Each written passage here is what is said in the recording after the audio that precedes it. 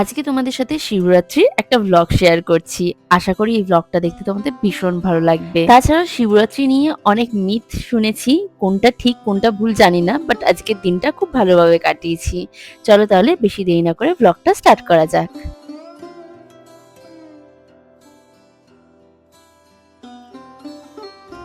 শিবরাত্রি আমি অনেকটাই বেলা করে স্নান করে নিয়েছি, কারণ কি এখন দেবো ঠাকুরের মাথায় জল, মানে শিবলিঙ্গর মাথায় জল দেবো।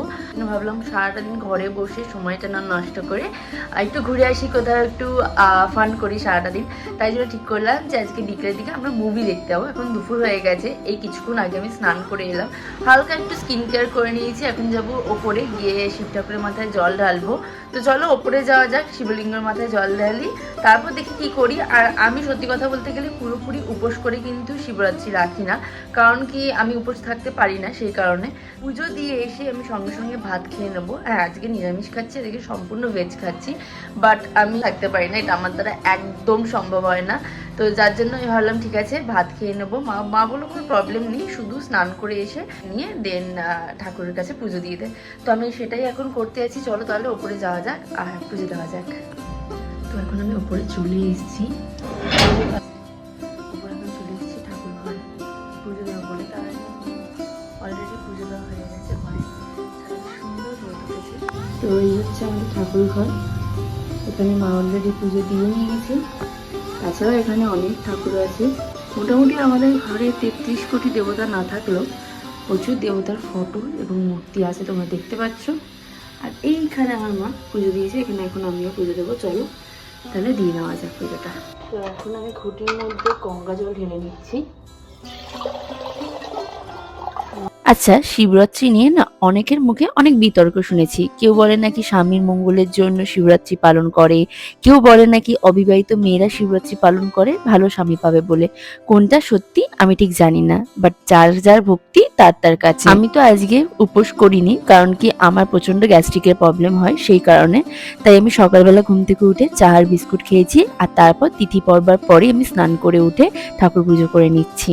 অবশ্যই এটাই আমার কাছে ভক্তি বলতে পারো। আর শুনেছি নাকি শিবরাত্রির দিনকে শিব ঠাকুরের কাছে যা মনস্কামনা চাইবে তাই হবে। তো নিজের মনস্কামনাটুকু চাইলাম, ব্যাস এইটুকুই আমার কাছে যথেষ্ট। মা আজকে লাঞ্চে করেছিল ভাত আর পানির কোফতা।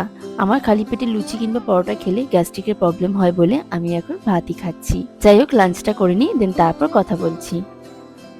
তো আমরা আজকে ভেবেছিলাম দুপুরবেলায় সিনেমা দেখতে যাবো, বাট সেই প্ল্যানটা পুরোপুরি ক্যান্সেল করে দিয়েছি, কারণ আমি ইউটিউবের মধ্যে ওই সিনেমাটার এইচডি কোয়ালিটির ভিডিও দেখলাম। দেন তারপর মনে হলো আমি কেন যাব ওখানে সিনেমা দেখতে, যখন আমি ইউটিউবে সিনেমাটা পেয়ে যাচ্ছি।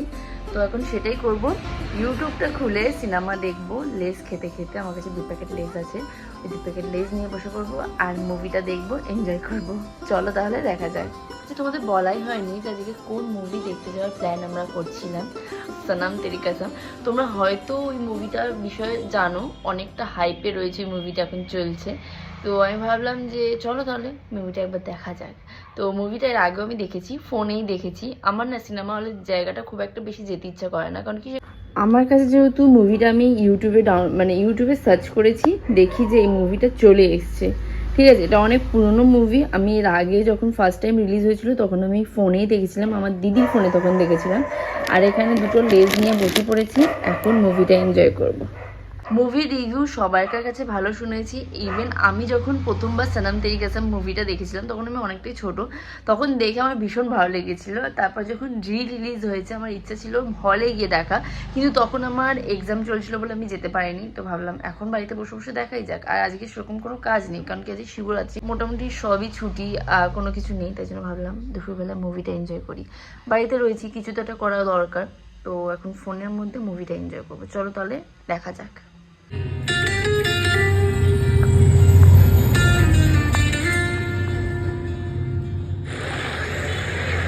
মুভিটা দেখে আমি এত শেষ পর্যন্ত কেঁদেছি যে আমার সিনেমা হলে মুভিটা দেখাবার ইচ্ছা আরো দ্বিগুণ হয়ে গেছে। যাই হোক তারপর আমি বিকেলবেলা একটু রেডি হয়ে নিয়েছি। এখন একটু বেরোবো, একটু ঘুরতে যাবো, বন্ধুদের সাথে দেখা করব। আর আজকে কোনো প্ল্যান ছাড়া বেরিয়ে আমার সাথে যা ঘটেছে তোমাদেরকে আর কি বলি। যাই হোক বিকেল হয়ে গেছে, এখন আমরা দুজনে মিলে বেরিয়েছি। কোথায় যাবো সেটা জানি না। এটুকু জানি স্ট্যান্ডে আমরা যাচ্ছি। ভাবলাম যে ঠিক আছে প্রতিদিনকার মতো একটু স্ট্যান্ড থেকে নয় ঘুরে আসা যাক। স্ট্যান্ডে গিয়ে জোড়াঘাটের দিকে হাঁটতে যেতেই দেখলাম যে এখানে চলছে এখন গঙ্গা আরতি। কিছুক্ষণ পর গঙ্গা আরতি শুরু হবে আর সেটা দেখবার পর আমরা এখানে বেশ অনেকক্ষণ দাঁড়িয়েছিলাম। আর যা আমি ফার্স্ট টাইম দেখছি, এর আগে আমাদের চন্দননগরের গঙ্গার ঘাটে গঙ্গা আরতি হয়েছে বাট আমি কখনো দেখিনি।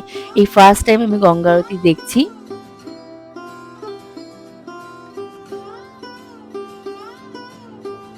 তারপর আমি অনেক খুঁজে খাজে একটা জায়গা পেয়েছি যেখানে খুব ভালো মতো করে গঙ্গা আরতিটা দেখা যাবে। আর দেখতেই পাচ্ছ জোড়াঘাটের ওপরে এবং নিচে প্রচন্ড ভিড় ছিল, কোনো রকমে একটা জায়গায় দাঁড়িয়েছি।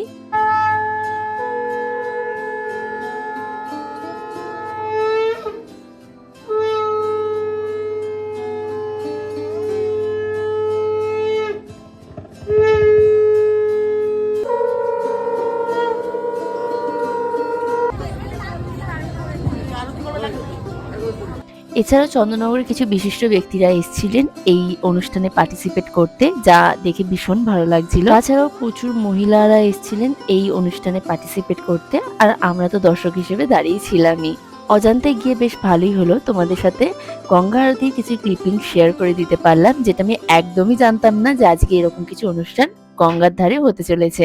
বাট দেখতে ভীষণ ভালো লাগছিল। কিছুটা ওই বলতে পারো বেনারসে গঙ্গা আরতি যেরকম হয় ঠিক সেরকমই হচ্ছিল, কিন্তু ব্যাকগ্রাউন্ডে একটা মিউজিক চলছিল যেটা কপিরাইট দিয়ে দিতে পারে আমায়, তাই জন্য আমি তোমাদের সাথে মিউজিকটা একদম শেয়ার করতে পারছি না।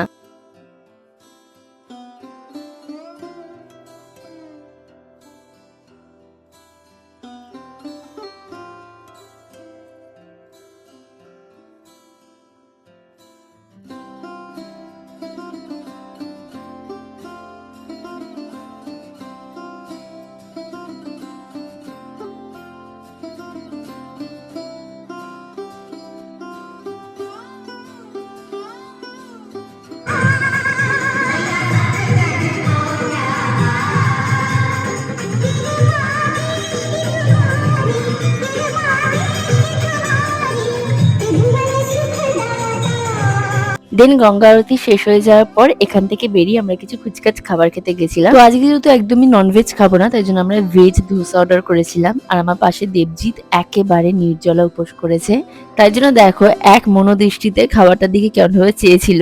বাট ওকে আমি না মজা করে বলছিলাম নে নে খা, আজকে দিনে তোকে খাই দিচ্ছি, আর কোনোদিনও খাই দেবো না।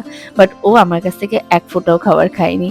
যাই হোক আমি একা একাই ধোসাটা এনজয় করছিলাম, ভীষণ ভালো লাগে আমার ধোসা খেতে। আমাদের এখানে ননভেজ খাবার বেশি দোকান আছে আর ভেজের দোকান প্রচুর কম আছে, সেখান থেকে ধোসাটাই একমাত্র ননভেজ বলে সেটাই আজকে আমরা খেতে গেছিলাম। বাট ঠিক আছে, আমার তো বেশ ভালোই লাগছিল খাবারটা খেতে।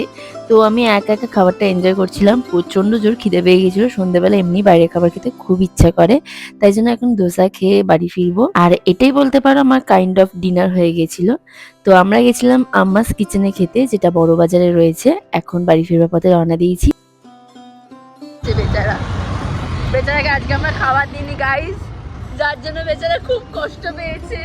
আরে মনে কষ্ট পেয়েছো? পেও না পেও না।